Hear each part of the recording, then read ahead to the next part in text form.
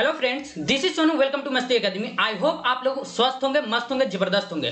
तो दोस्तों आज हम चलते हैं और आज भी साइंस की बारी है दोस्तों। और नंबर 1 से स्टार्ट करते हैं। आज फिजिक्स का सवाल नंबर 1 में है। बहुत ही बेहतरीन न्यूमेरिकल है दोस्तों। इसको आप लोग जो है कि सोल्व करके देखिए, बहुत अच्छा से सोल्व होगा। ध्यान दीजिए, क्वेश्चन नंबर 1 कुछ इस प्रकार है। कहता है कि विरामावस्था से प्रारंभ किसी कार के वेग को 10 सेकंड में 30 मीटर पर सेकंड करने के लिए आवश्यक बल का मान क्या होगा यदि कार का द्रव्यमान 1500 केजी का है। अब ध्यान दीजिए कि कोई कार है, मान लिया जाए यह एक कार है दोस्तों, और इस कार का जो वजन है 1500 केजी का कार है। कार का वजन कितना है? 1500 केजी। यानी हम लिखेंगे यहां पर कि mass of car is equal to 1500 kg. उसके बाद कहता है कि यह जो है ना कि विरामावस्था से जो है कि प्रारंभ हुआ है, यानी पहले ये कार रुकी हुई थी, उसके बाद ये चलना प्रारंभ की। जैसे ही चलना प्रारंभ की तो 10 सेकंड के बाद दोस्तों, जब ये कार शुरू में रुकी हुई थी, उसके बाद जब ये 10 सेकंड चलती है तो इसका स्पीड 30 मीटर पर सेकंड करने के लिए पूछ रहा है कि कितना बल लगाना होगा। इस कार के स्पीड को 30 मीटर पर सेकंड करने के लिए कितना उस पर ताकत लगाने होगा दोस्तों कि उस कार का स्पीड 30 मीटर पर सेकंड हो जाए, यदि कार का वजन दे रखा है 1500 केजी। तो ध्यान दीजिए कैसे सोल्व होगा। सबसे पहले हम इसको लिख लेते हैं। जो दे दिया है तो t बराबर कितना दिया है? 10 सेकंड दोस्तों। t बराबर 10 सेकंड। उसके बाद देखिए ये जो स्पीड दिया है 30 मीटर पर सेकंड, ये फाइनल वेलोसिटी है दोस्तों। तो हम लिखेंगे कि v final is equal to v बराबर हो जाएगा 30 मीटर पर सेकंड। 30 मीटर पर सेकंड दोस्तों। उसके बाद जब इनिशियल वेलोसिटी इसका क्या हो जाएगा? 0 मीटर पर सेकंड। 0 मीटर पर सेकंड इनिशियल वेलोसिटी कितना हो जाएगा? 0 मीटर पर सेकंड। कार का वजन लिख दिए, टाइम दिया है 10 सेकंड, और कहता है कि इसका स्पीड 30 मीटर पर सेकंड करना है, और जो है कि इनिशियल वेलोसिटी 0 मीटर पर सेकंड है। अब हम जानते हैं वी नॉट दैट v बराबर u प्लस एटी। v बराबर u प्लस एटी दोस्तों। यहां से हम a निकाल लेंगे, यानी एक्सेलरेशन त्वरण को हम निकाल लेंगे। अब देखिए v का वैल्यू कितना है? 30 है दोस्तों। v का वैल्यू 30 है, u का वैल्यू 0 प्लस a का वैल्यू a ही रहेगा क्योंकि फाइंड आउट करना है, और t का वैल्यू हमको पता है दोस्तों 10 सेकंड है दोस्तों। अब देखिए ये एक 0 से एक 0 कट जाएगा। यहां हम कहेंगे कि एक्सेलरेशन बराबर निकल के आ गया 3 मीटर पर सेकंड स्क्वायर। 3 मीटर पर सेकंड स्क्वायर दोस्तों। अब यहां से पूछा है ना कि बल का मान क्या होगा। अब सभी लोग जानते हैं कि F बराबर होता है ma। F बराबर यानी कहते हैं कि बल बराबर द्रव्यमान गुने त्वरण, F बराबर फोर्स बराबर मास इंटू एक्सेलरेशन होता है। अब देखिए हमको फोर्स निकालना है, मास का वैल्यू दे दिया है, यानी कि कार ऑफ मास कितना है? 1500 केजी। तो 1500 लिख देंगे। उसके बाद एक्सेलरेशन जो हम निकाले हैं, जो त्वरण निकाले हैं, वो कितना है दोस्तों? वो है 3। वो कितना है? 3 मीटर पर सेकंड स्क्वायर। जब इसको मल्टीप्लाई करेंगे तो 15 × 45 4500 न्यूटन दोस्तों। 4500 न्यूटन इसका सटीक आंसर हो जाएगा option number B. I hope आप लोग भी बना लिए होंगे, क्योंकि बहुत ही बेहतरीन दोस्तों, बहुत ही बेहतरीन सवाल है, लाजवाब है। आ जाइए बढ़ते हैं सवाल नंबर 2 पर दोस्तों। आ जाइए 2 नंबर।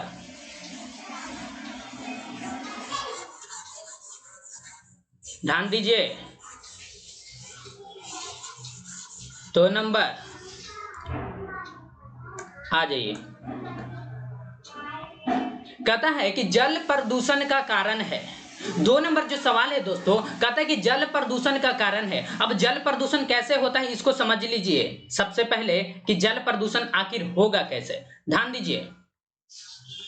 दीजिए दोस्तों, जल प्रदूषण का कारण। आप देखिए आपके घरों से जो कचरा निकलता है, आपके घरों से कचरा जो है कि कल कारखाना से जो कचरा निकलता है, हॉस्पिटल से जो ऑपरेशन किया हुआ जो कचरा होता है, वो सारी चीजों को आप क्या करते हैं कि जल में ले जाकर के विसर्जित कर देते हैं दोस्तों। जल में ले जाकर के क्या कर देते हैं? विसर्जित कर देते हैं, जिस वजह से जल प्रदूषित होता है। तो नंबर 1 ऑप्शन कहता है कि वाहित मल। हाँ दोस्तों, जो कचरा जो गंदगी है दोस्तों, आप गंदगियों को आप अन्य अपशिष्ट पदार्थ यानी कि जो खराब पदार्थ है दोस्तों, उसको आप क्या करते हैं कि जल जल में ले जाकर के विसर्जित कर देते हैं। जैसे गंगा नदी है, यमुना नदी है, ब्रह्मपुत्र नदी है, इन सारी नदियों में लोग क्या करते हैं कि जैसे कल कारखानों से निकले हुए जो कचरे होती है, घरों से निकले हुए कचरे, ये सभी को क्या करते हैं, विसर्जित कर देते हैं। देखिए, अगर आपको इसको जल प्रदूषण से रोकना है तो कल कारखानों से निकला हुआ जो कचरा है दोस्तों, उसको पहले जो है कि प्यूरिफाई कर लीजिए, और जब वो जो है कि प्रदूषित से मुक्त हो जाएगा, अब उसको जाकर के जल में विसर्जित कर दीजिए, तो जल प्रदूषण नहीं होगा।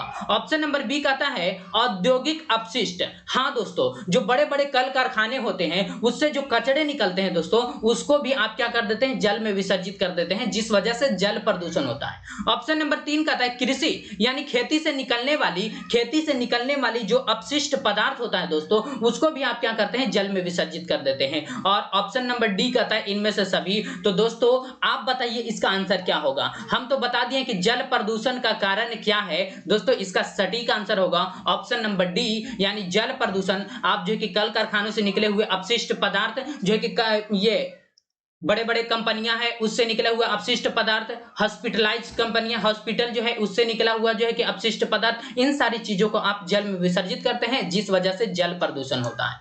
आ जाइए सवाल नंबर 3 नंबर दोस्तों, आइए ये रहा 3 नंबर। कहता है कि नागफनी के कांटे रूपांतरित हैं। अब देखिए, नागफनी के कांटे किसका रूपांतरित है। ऑप्शन नंबर 1 कहता है कि तना का, 2 कहता है जड़ का, 3 कहता है पत्ती का, और 4 कहता है कि पुष्प का। यानी क्या वो नागफनी के पौधे जो होते हैं वो पुष्प यानी फूल का जो है कि रूपांतरित रूप है, क्या वो पत्ती का है, क्या वो जड़ का है, क्या वो तना का है।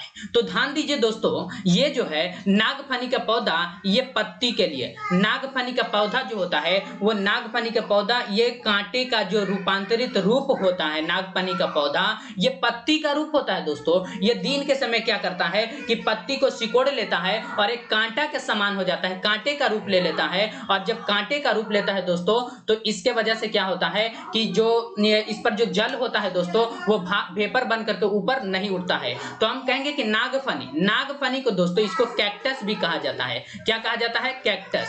नागफनी को कैक्टस भी कहा जाता है। नागफनी को क्या कहा जाता है दोस्तों, कैक्टस कहा जाता है। तो नागफनी के कांटे हैं रूपांतरित, किसका रूपांतरित है दोस्तों, पत्ती का रूपांतरित रूप नागफनी के कांटे होते हैं, जिसे कैक्टस भी कहा जाता है। इसको आप रट जाइए दोस्तों कि नागफनी। ये भी पूछता है कि मरुस्थलीय क्षेत्रों में पाए जाने वाले जो पेड़ होते हैं, ज्यादातर वो किसका रूप ले, कांटे का रूप कौन सा लेता है, तो पत्तियां कांटे का रूप ले लेती है दोस्तों। आ जाइए 4 नंबर सवाल, आ जाइए 4 नंबर, ध्यान देंगे 4 नंबर दोस्तों, ये रहा एक अश्व शक्ति। दोस्तों बहुत ही महत्वपूर्ण सवाल है ये, एक अश्व शक्ति। अब बहुत से लोग समझते हैं कि ये अश्व शक्ति क्या है दोस्तों, ये भी एक शक्ति ही है, ये भी एक पावर ही है। अश्व शक्ति भी एक शक्ति है, अश्व शक्ति भी एक शक्ति है। और इसका मान होता है दोस्तों, एक अश्व शक्ति बराबर होता है 0.75 वाट के बराबर होता है, 0.75 वाट, किलोवाट दोस्तों। एक अश्व शक्ति बराबर होता है, एक अश्व शक्ति बराबर होता है 0.75 किलोवाट, 0.75 किलोवाट। लेकिन यहाँ पर अश्व शक्ति का वैल्यू ना दे करके ये शक्ति का वैल्यू दे दिया दोस्तों, जबकि एक शक्ति बराबर होता है, यानी 1 पावर बराबर होता है दोस्तों, एक शक्ति बराबर होता है कितना, तो एक शक्ति बराबर होता है 746 वाट, 746 वाट। देखिए शक्ति का एक और मात्रक जो है, एक तो अश्व शक्ति है, शक्ति क्या है, अश्व शक्ति भी शक्ति ही है, और शक्ति को एक और जो है कि मात्रक है उसे हॉर्स पावर कहा जाता है दोस्तों, हॉर्स पावर, एचपी बोलते हैं। क्या बोलते हैं, एचपी। तो एक हॉर्स पावर बराबर होता है, एक हॉर्स पावर बराबर होता है 746 वाट, एक हॉर्स पावर बराबर होता है 746 वाट दोस्तों। लेकिन एक अश्व शक्ति बराबर होता है 0.75 किलोवाट के बराबर। एक अश्व शक्ति बराबर, आप ध्यान से सुनिएगा, दोनों में ज्यादा का डिफरेंस नहीं है। एक अश्व शक्ति बराबर होता है 0.75 किलोवाट दोस्तों, लेकिन एक शक्ति बराबर, एक हॉर्स पावर बराबर होता है 746 वाट के बराबर। इसको रट जाइए दोस्तों, 746 वाट के बराबर। आ जाइए सवाल नंबर 5, बहुत ही इजी सवाल है दोस्तों, और ऐसे ही सवाल पूछे जाते हैं। आप जो है कि बीएसएससी के लिए भी तैयारी इसके लिए कर सकते हैं। दूसरी बात जो है कि आप जो है ये बिहार पुलिस में पूछे जाने वाले भी बहुत महत्वपूर्ण इसमें फैक्ट लेकर आए हैं। आप बिहार पुलिस को भी कंट्रोल कर सकते हैं इससे। आ जाइए 5 नंबर सवाल कुछ इस प्रकार से है, ध्यान दीजिए। पक्षी और स्तनधारी दोस्तों, पक्षी और स्तनधारी में कौन आ जाता है? मानव क्या है? स्तनधारी है। कुत्ता क्या है? स्तनधारी है। तो दोस्तों पक्षी और स्तनधारी जीव के संबंध में दिए गए कथनों पर विचार कीजिए। देखिए पक्षी और स्तनधारी के संबंध में कुछ कथन दिए गए हैं और उसके बारे में विचार करना है। पहला कहता है कि ये दोनों समतापी जीव हैं। अब समतापी कहने का अर्थ मतलब ये है दोस्तों कि ये दोनों एक ही ताप में रहते हैं। जैसे मानव, हम अभी मान के चलिए कि 35 डिग्री सेल्सियस के अंदर है, तो यहाँ पक्षी भी जो है कि वो भी 35 डिग्री सेल्सियस के अंदर है। तो पक्षी और स्तनधारी के संबंध में कुछ कथन दिए गए हैं। नंबर 1 कथन कहता है कि ये दोनों समतापी जीव हैं दोस्तों। बिल्कुल सत्य बात है, ये दोनों समतापी जीव है, यानी कि पक्षी और स्तनधारी समतापी जीव होते हैं। बिल्कुल सत्य है। 2 नंबर कहता है कि इनमें 4 कक्षीय हृदय होता है। बिल्कुल सत्य बात है दोस्तों। अगर आप पक्षी लेंगे, अगर आप मनुष्य को लेंगे, तो इसमें 4 जो है कि हृदय जो होता है, हम लोग का जो हार्ट होता है, जो दिल होता है दोस्तों, वो 4 चेंबर का होता है। कितने चेंबर? 4 चेंबर का होता है। एक को बोलते हैं दायां आलिंद, दायां निलय, बायां आलिंद, बायां निलय, दायां आलिंद, दायां निलय, बायां आलिंद, बायां निलय। ये हमारा जो दिल होता है वो 4 चेंबर का होता है, और पक्षी का भी दिल 4 ही चेंबर का होता है। यानी कि एक मनुष्य का भी दिल 4 चेंबर का, पक्षी का भी दिल 4 चेंबर का दोस्तों। तो ये जो बात है, जो 2 नंबर स्टेटमेंट है, ये सही है दोस्तों। अब आते हैं 3 नंबर स्टेटमेंट कहता है इनमें श्वसन हेतु फेफड़ा होता है दोस्तों। बिल्कुल सत्य बात है दोस्तों। हम जो सांस लेते हैं, हम लोग जो सांस लेते हैं वो किसके वजह से लेते हैं? वो फेफड़े की वजह से लेते हैं। पक्षी जो सांस लेते हैं किसके वजह से लेते हैं? वो फेफड़ों की वजह से लेते हैं। यानी हम कहेंगे कि इनमें जो तीनों कथन दिया है दोस्तों, ये तीनों स्टेटमेंट सही है। अब आते हैं, कहता है कि उपयुक्त कथनों में से कौन सा से कथन सही है या सही है दोस्तों? केवल 1 और 2, केवल 2 और 3, केवल 3, 1, 2 और 3। तो हम कहेंगे कि इसका सटीक आंसर होगा ऑप्शन नंबर डी, यानी कि पहला कथन भी सत्य है, दूसरा भी सत्य है और तीसरा भी सत्य है दोस्तों। आ जाइए दोस्तों 6 नंबर सवाल कुछ इस प्रकार। बहुत ही महत्वपूर्ण फैक्ट है जो आज का अच्छा सवाल है दोस्तों। इजी है बट कंसेप्चुअल है, ध्यान दीजिएगा। 6 नंबर कहता है कि पूर्णतः अप्रत्याशित टक्कर में। अब देखिए दोस्तों, इसमें होता है, एक होता है कॉलिजन का मतलब होता है दोस्तों टक्कर। कॉलिजन का मतलब क्या होता है? टक्कर। तो दोस्तों कॉलिजन कई तरीके से होता है। एक होता है इलास्टिक कॉलिजन, दोस्तों, इलास्टिक कॉलिजन। दूसरा होता है इनएलास्टिक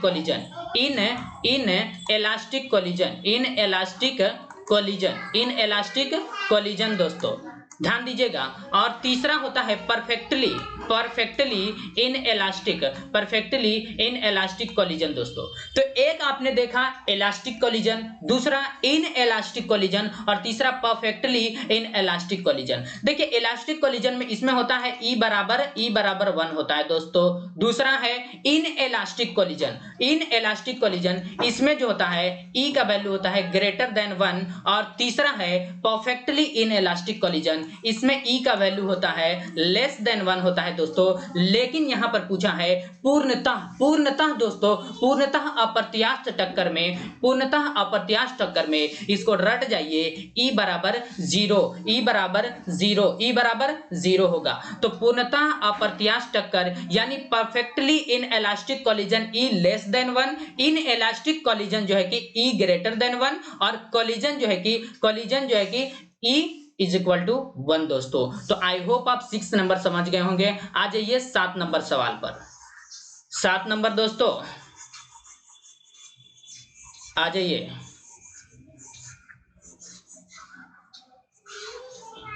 ये रहा 7 नंबर सवाल कुछ इस प्रकार है दोस्तों।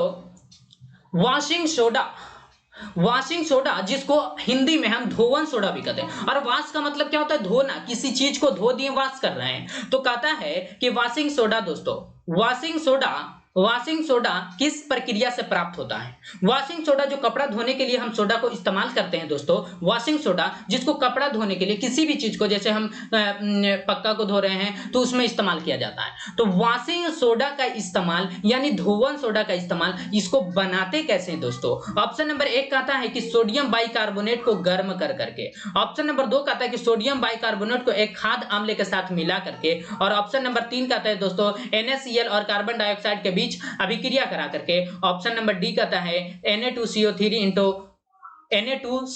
की पुनः क्रिस्टलीकरण के द्वारा। तो ध्यान दीजिए दोस्तों, वॉशिंग सोडा, सबसे पहली बात आप समझिए कि वॉशिंग सोडा का फॉर्मूला होता है Na2CO3।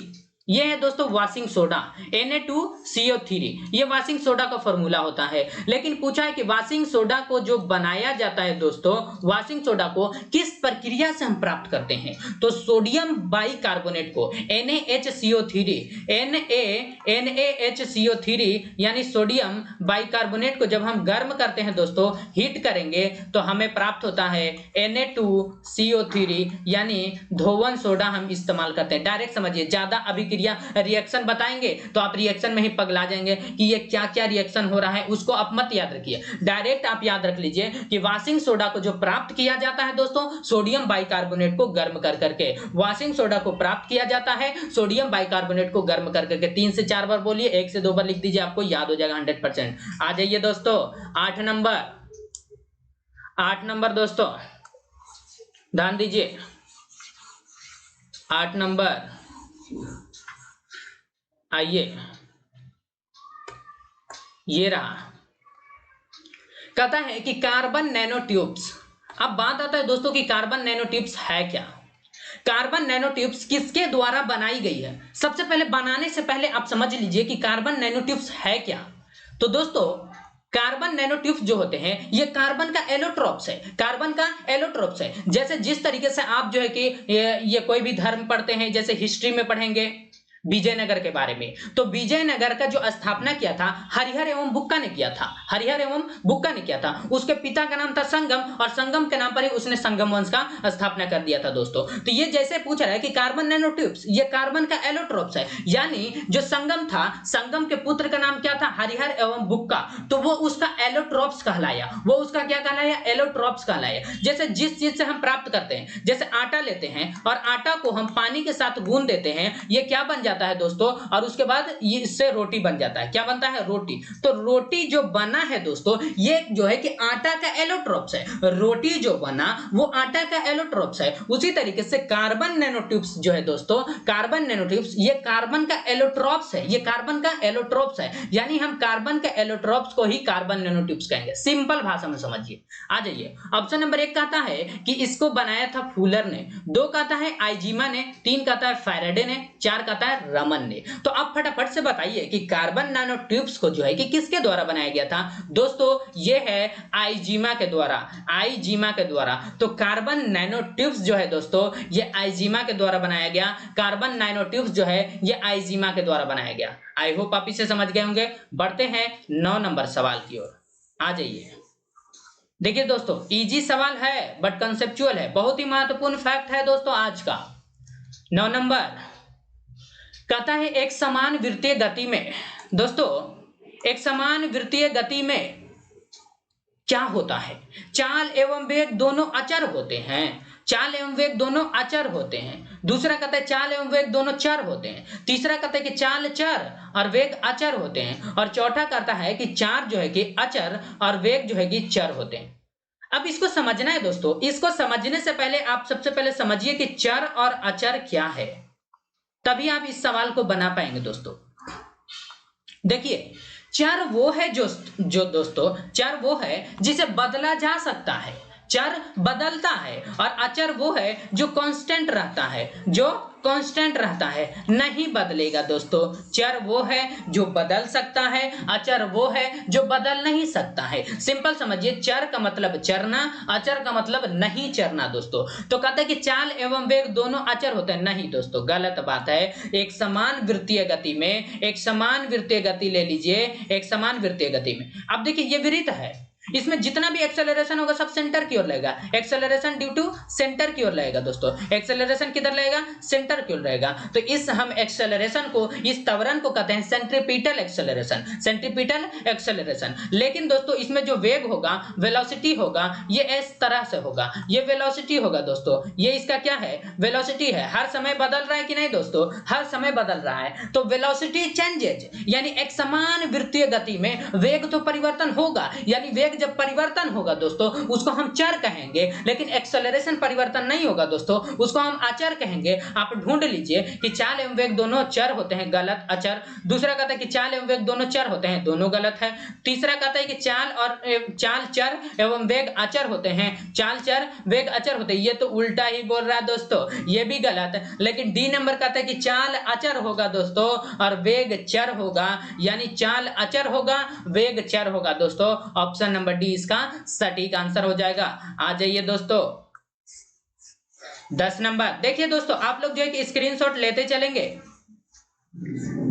और बिहार पुलिस के बच्चे भी ये नहीं सोचेंगे दोस्तों, ये बिहार पुलिस के लिए भी है और ज्यादातर ये किसके लिए है? जो है कि बीएसएससी के लिए है दोस्तों। जो बीएसएससी का जिसका अच्छा तैयारी होगा उससे बिहार पुलिस 100% निकल जाएगा दोस्तों। आ जाइए 10 नंबर सवाल कुछ इस प्रकार से है। ग्रीन मफलर दोस्तों बहुत ही महत्वपूर्ण दोस्तों है। गाड़ी कौन कौन चलाते हैं कमेंट कीजिए कि गाड़ी चलाने वाले दोस्तों ग्रीन मफलर के बारे में जानते हैं कि नहीं जानते हैं। ग्रीन मफलर संबंधित है, किससे संबंधित है दोस्तों? मृदा प्रदूषण से, वायु प्रदूषण से, ध्वनि प्रदूषण से, जल प्रदूषण से। देखिए दोस्तों इसमें दो आंसर सही है, लेकिन एक ही का जवाब देना है दोस्तों। ग्रीन मफलर, ग्रीन मफलर आप देखते होंगे कि गाड़ियों में से जब ग्रीन मफलर को निकाल दिया जाता है दोस्तों तो साइलेंसर से बहुत ज्यादा आवाज आने लगती है, बहुत ज्यादा क्या आवाज आने लगती है। जैसे बुलेट से ग्रीन मफलर को निकाल दिया जाता है।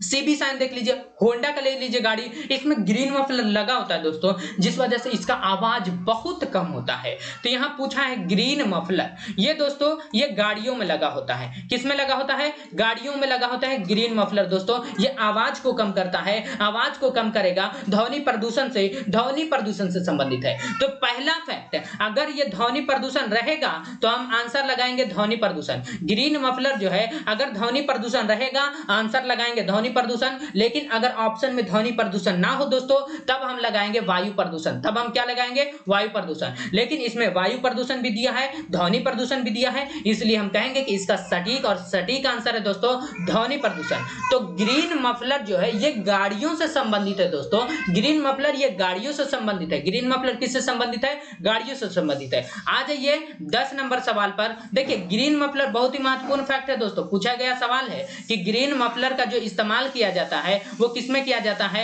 ये जो है कि संबंधित है, किससे संबंधित है? ध्वनि प्रदूषण से। ना रहे तो वायु प्रदूषण मारेंगे, ये गाड़ियों से संबंधित है दोस्तों। ये भी पूछ सकता है ग्रीन मफलर का संबंध किससे है।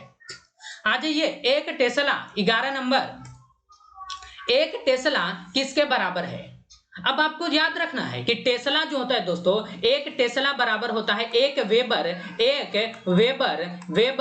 पर मीटर स्क्वायर के बराबर। एक टेस्ला बराबर एक वेबर पर मीटर स्क्वायर के बराबर भी होता है। लेकिन दोस्तों एक टेस्ला बराबर 10 के पावर 4 गॉस के बराबर भी होता है। ये दो फैक्ट याद रखेंगे। अब हम देखते हैं कि ये कौन इसमें से मैच कर रहा है। कह रहा है कि एक टेस्ला बराबर एक गॉस, गलत, बिल्कुल गलत है। दूसरा कहता है कि एक टेस्ला बराबर 10 के power -4 weber per meter square, ये तो सरासर गलत है दोस्तों। सी नंबर कहता है एक वेबर पर मीटर स्क्वायर, ये सही है, लेकिन आगे भी है दोस्तों। आगे कहता है डी नंबर के 10 के पावर -4 गॉस। नहीं दोस्तों, हमने बताया कि 1 टेस्ला बराबर होता है 10 के पावर 4 गॉस के बराबर। 1 टेस्ला बराबर 10 के पावर 4 गॉस के बराबर होता है और 1 टेस्ला बराबर ही होता है 1 वेबर पर मीटर स्क्वायर। इसका सटीक आंसर होगा ऑप्शन नंबर सी।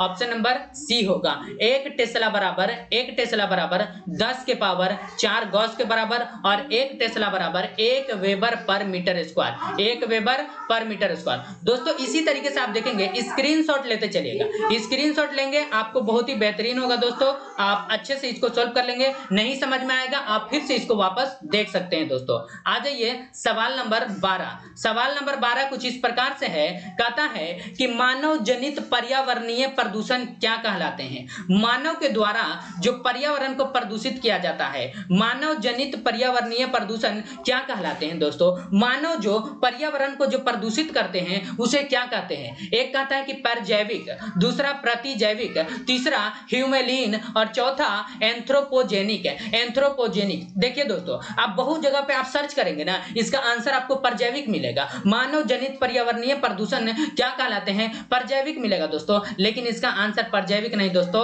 आप मारेंगे ह्यूमेलिन, आप मारेंगे ह्यूमेलिन। तो मानव जनित पर्यावरणीय प्रदूषण जो कहलाते हैं वो ह्यूमेलिन होते हैं। मानव जनित पर्यावरणीय प्रदूषण क्या कहलाते हैं, ह्यूमेलिन। मानव जनित पर्यावरणीय प्रदूषण ह्यूमेलिन कहलाते हैं। आप इसे याद रख लीजिए। बहुत से आप अगर सर्च करके देखेंगे, आप जो है कि गूगल पर आप सर्च करके देख सकते हैं कि मानव जनित पर्यावरणीय प्रदूषण क्या कहलाते हैं, आपको आंसर देगा परजैविक, लेकिन दोस्तों इसका सटीक आंसर है ह्यूमेलिन। आप देख लीजिए कई किताब इसका ह्यूमेलिन देता है दोस्तों। आ जाइए 13 नंबर सवाल, कहता है कि निम्न में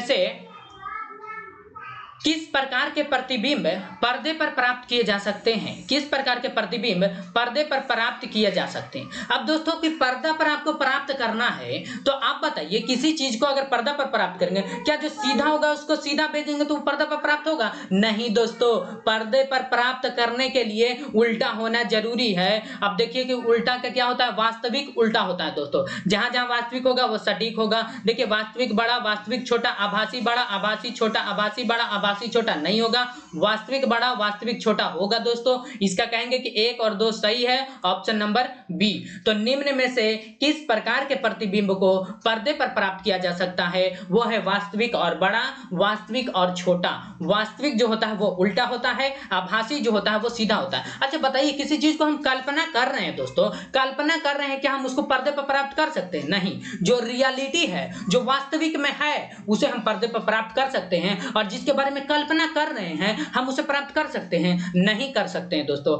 आ जाइए, मेहनत कीजिएगा, आगे बढ़ेंगे। 14 नंबर सवाल दोस्तों, 14 नंबर, ध्यान दीजिए। कहता है कि निम्न में से क्या आर्किमिडीज के सिद्धांत पर आधारित नहीं है।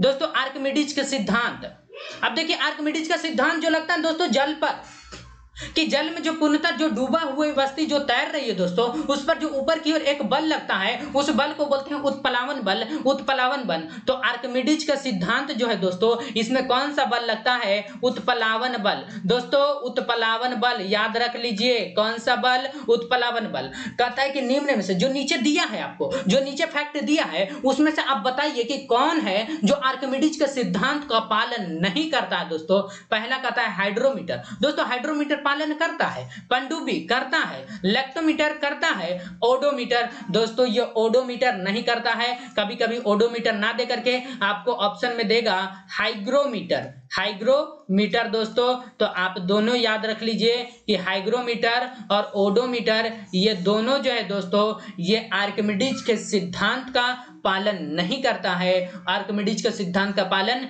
नहीं करता है दोस्तों। तो याद रखिए, लेक्टोमीटर से दूध को मापा जाता है, दूध की शुद्धता को मापते हैं लेक्टोमीटर से। पनडुब्बी कहाँ रहता है? पानी में रहता है। हाइड्रोमीटर क्या होता है? ये जल मापन है दोस्तों, ऊंचाई। आ जाइए 14 नंबर 15 नंबर सवाल दोस्तों, और बहुत ही जल्द हम लोग अंत के करीब हैं। 15 नंबर आज ही बहुत जल्दी ही समाप्त हो जाएगा दोस्तों। 15 नंबर, निम्नलिखित में से कौन सा एक सबसे बड़ा बंदर है? दोस्तों बंदर की बात आता है कि निम्नलिखित में से जो नीचे 4 ऑप्शन दिया है इसी में से आपको बताना है कि सबसे बड़ा बंदर इसमें कौन है। सबसे बड़ा बंदर दोस्तों स्पाइडर बंदर। क्या स्पाइडर बंदर सबसे बड़ा होता है? दूसरा बैबून बंदर, क्या बैबून सबसे बड़ा होता है? और तीसरा गोरिल्ला, क्या गोरिल्ला सबसे बड़ा बंदर है? और चौथा है हाउलर बंदर। तो दोस्तों सबसे बड़ा बंदर के बारे में पूछा है तो याद रख लीजिए आप कि बैबून एक ऐसा बंदर है जो कि सबसे बड़ा बंदर है। देखिए सबसे बड़ा, ब से बड़ा बंदर पूछ रहा है, अब ब से बैबून, यानी जो बैबून होगा वो बड़ा होगा दोस्तों। लेकिन कभी कभी सवाल ये भी पूछता है दोस्तों कि बताइए कि सबसे छोटा बंदर कौन सा है, तो वो भी बैबून के ही अंदर आता है दोस्तों, लेकिन उसका और कुछ पहले बैबून से पहले नाम जुड़ता है। इसके लिए हम अगला क्वेश्चन को लॉन्च करेंगे, उसमें हम पूर्णता यानी पूरा नाम देंगे और आपसे सवाल होगा कि बताइए कि सबसे छोटा बंदर कौन सा है। उसमें सबसे बड़ा बंदर का नाम भी रहेगा दोस्तों, बैबून के साथ ऐड कर देंगे। तो याद रख लीजिए कि सबसे बड़ा बंदर बैबून है और सबसे छोटा बंदर भी बैबून ही है, लेकिन इसमें कुछ नाम में आगे जुड़ता है। अब इसको जुड़ने के लिए हम इसके लिए एक नया क्वेश्चन को लॉन्च करेंगे दोस्तों। तो अभी आप फिलहाल के लिए याद रखिए कि सबसे बड़ा बंदर बैबून है, सबसे बड़ा बंदर बैबून है, ना ही स्पाइडर बंदर है, ना ही गोरिल्ला बंदर है, ना ही हाउलर बंदर है। तो सबसे बड़ा बंदर है बैबून। आ जाइए 16 नंबर दोस्तों, 16 नंबर सवाल ध्यान देंगे। 16 नंबर कहता है, ये रहा, रक्त एक प्रकार का दोस्तों ब्लड के बारे में पूछा है। अब देखिए कोई भी चीज जो है कि लगातार जुड़ा हुआ है, संयोग में है, तो संयोग जो रहता है उसको संयोजी उत्तक कहते हैं। जैसे वसा क्या है? संयोजी उत्तक है। वसा क्या है? संयोजी उत्तक है दोस्तों, क्योंकि वो लगातार जुड़ा है दोस्तों, कंटिन्यूअस जुड़ा है। तो बताइए ब्लड हमारा कंटिन्यू है कि नहीं है? अगर कहीं गैप मार दे दोस्तों, ब्लड सर्कुलेशन रुक जाएगा, आदमी मर जाएगा। तो कहता है कि रक्त एक प्रकार का संयोजी उत्तक है। रक्त एक प्रकार का संयोजी उत्तक है। क्या उपकला उत्तक होगा? नहीं दोस्तों। पेशी उत्तक होगा? नहीं। मांसपेशियां पेशी उत्तक होती है। तंत्रिका उत्तक होगा? ये नर्वस सिस्टम होता है। संयोजी उत्तक दोस्तों, संयोजी उत्तक। आ जाइए 17 नंबर दोस्तों ध्यान दीजिए। 17 नंबर सवाल कहता है रेडियो धर्मिता मापी जाती है। अब दोस्तों रेडियो धर्मिता को किससे मापी जाती है इसको समझिए। गीगर मूलर काउंटर, गीगर, इसको GMC भी कहते हैं। तो कहते हैं कि रेडियो धर्मिता मापी जाती है गीगर मूलर काउंटर के द्वारा, दूसरा पोलरीमीटर के द्वारा, तीसरा कैलोरीमीटर, चौथा बैरोमीटर। अब चारों ऑप्शन को आप समझ जाइए। बैरोमीटर से जो है कि वायुमंडलीय दाब को मापा जाता है, वायुमंडलीय दाब को मापा जाता है। दूसरा कैलोरीमीटर जो है कि ऊष्मा मापन है दोस्तों। तीसरा है पोलरीमीटर और चौथा है गीगर मूलर काउंटर। तो देखिए पोलरीमीटर के लिए एक हम नया क्वेश्चन को लॉन्च करेंगे। अभी इसको समझिए कि रेडियो धर्मिता जो मापी जाती है वो किसके द्वारा? Geiger Muller counter. रेडियो धर्मिता मापी जाती है गीगर मूलर काउंटर। 4 से 5 बार बोलिए दोस्तों, बोलते चलेंगे देखते चलेंगे और आप इसका स्क्रीनशॉट ले लीजिए दोस्तों। गीगर मूलर काउंटर, तो रेडियो धर्मिता मापी जाती है गीगर मूलर काउंटर के द्वारा। ऑप्शन नंबर ए हो जाएगा दोस्तों, ऑप्शन नंबर ए हो जाएगा। आ जाइए 18 नंबर सवाल जो है कि बहुत ही बेहतरीन सवाल है और ध्यान से देखिएगा, देख लीजिए। कहता है कि निम्नलिखित में से कौन सा पदार्थ एक मिश्रण नहीं है दोस्तों। बहुत से लोग इसमें फंस जाते हैं कि मिश्रण कौन है, यौगिक कौन है। आज आपका क्लियर हो जाएगा दोस्तों। पदार्थ का मिश्रण नहीं है दोस्तों समुद्री जल जो है दोस्तों, इसमें 96.5% जो है कि इसमें जो है कि जल होता है और अन्य पदार्थ बाकी होता है दोस्तों। 96.5% इसमें क्या है? ये समुद्री जल है, बाकी अन्य जल होते हैं दोस्तों। दूसरा मृदा क्या है? इसमें अन्य गैस है, नाइट्रोजन है, फास्फोरस है, ये सब क्या है? ये भी एक मिश्रण है। वायु क्या है? वायु भी मिश्रण है दोस्तों। हाइड्रोजन गैस है, कार्बन डाइऑक्साइड गैस है, कार्बन मोनोऑक्साइड गैस है, ऑक्सीजन गैस है, यानी कि इसमें तो हीलियम है, बहुत सारी गैस इसमें है। तो हम कहेंगे कि समुद्री जल भी क्या है? मिश्रण है। मृदा भी मिश्रण है, वायु भी मिश्रण है। लेकिन दोस्तों बात करते हैं टीन क्या है? SN, ये जो है दोस्तों ये हमारा मिश्रण नहीं है दोस्तों, यह एक तत्व तत्व है। तो आ जाइए, इसका सटीक आंसर ऑप्शन नंबर 1। स्क्रीनशॉट ले लेंगे आप लोग, आ जाइए दोस्तों। 19 नंबर, सेकंड लास्ट, आज का सेकंड लास्ट सवाल है कि इसका ऑक्सीकरण अंक सदैव 1 होता है। आप याद कर लीजिए दोस्तों, ये फ्लोरीन, क्लोरीन, ब्रोमीन, इसमें क्लोरीन, ब्रोमीन, आयोडीन, इन तीनों का ऑक्सीकरण संख्या यानी ऑक्सीडेशन नंबर बोलेंगे दोस्तों, ऑक्सीडेशन नंबर इसका होता है -1, ऑलवेज -1। क्लोरीन, ब्रोमीन, आयोडीन, इन सभी का जो है कि ऑक्सीकरण अंक, ऑक्सीकरण नंबर जो होता है, ऑक्सीकरण संख्या जो होता है, ऑक्सीडेशन नंबर -1 होता है। लेकिन दोस्तों फ्लोरीन का 1 होता है, फ्लोरीन का 1 होता है, हाइड्रोजन का +1, हाइड्रोजन का +1 याद रख लीजिए दोस्तों, याद रख लीजिए। आ जाइए, देखिए हाइड्रोजन जब धातु के साथ जुड़ता है, तो हाइड्रोजन जब धातु के साथ जुड़ेगा तो इसका -1 होगा, हाइड्रोजन धातु के साथ जुड़ेगा -1 होगा। जैसे सोडियम के साथ जुड़ जाएगा -1 हो जाएगा, क्लोरीन के साथ जुड़ जाएगा +1 हो जाएगा। क्यों +1 होगा दोस्तों? क्योंकि क्लोरीन का ऑलवेज -1 होता ही है, इसलिए इसका -1 हो जाएगा। आ जाइए दोस्तों, आ जाइए, लास्ट सवाल, बहुत ही महत्वपूर्ण सवाल है, लास्ट नंबर, ध्यान दीजिएगा। लास्ट नंबर सवाल कुछ इस प्रकार से है, कहता है कि NaCl में यह बंध है, कहता है कि सोडियम क्लोराइड, सोडियम क्लोराइड में कौन सा बंध है दोस्तों, कौन सा बंधन के द्वारा सोडियम और क्लोरीन आपस में जुड़े होते हैं। Na+ को जब जोड़ते हैं, रिएक्शन कराएंगे Cl- के साथ, ये बनता है दोस्तों NaCl। तो यही पूछा है कि NaCl ये जो जुड़ा है दोस्तों, ये किस बंधन के द्वारा जुड़ा है? तो यह है आयनिक बंधन, सबसे मजबूत बंधन है दोस्तों, आयनिक बॉन्ड सबसे मजबूत है दोस्तों, इसको याद रख लीजिए। तो आई होप आप इसे समझ गए होंगे दोस्तों। मिलेंगे नेक्स्ट क्लास में, तब तक के लिए जय हिंद।